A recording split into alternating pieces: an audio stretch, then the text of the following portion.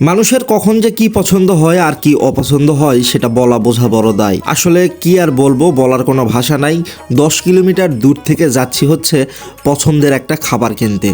হ্যাঁ, এইটাই হচ্ছে পছন্দ। মানুষের জীবনের আসলে কখন কি গতি আর কখন কি রীতি, এইটা বোঝা বড় দায়। আমি যখন শুনেছি যে খাবার, এই কারণেই আমি ডিসিশন নিয়েছি যে না, সমস্যা নাই, 10 কিলোমিটার হোক আর 20 কিলোমিটার হোক, যেহেতু পছন্দের তাহলে যেতেই পারি। আর অন্য যদি কিছু হইতো তাহলে হয়তো বা যেতাম না।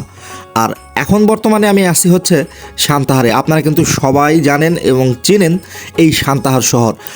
আর মূলত বিষয় হচ্ছে এই সান্তাহার শহরে একটা দোকান আছে, যেই দোকানটার নাম হচ্ছে গ্রামীণ ফুড।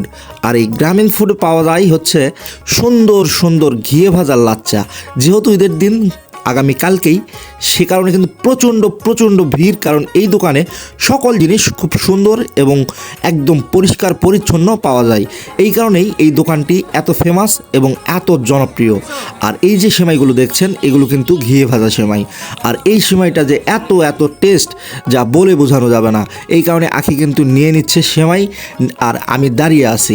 আর এত মানে মজা এই সেমাইটা, বলে বোঝানো যাবে না। আপনারা নিয়ে আসবেন, নিয়ে এসে খাবেন, দেখবেন আশা করি অনেক অনেক ভালো লাগবে।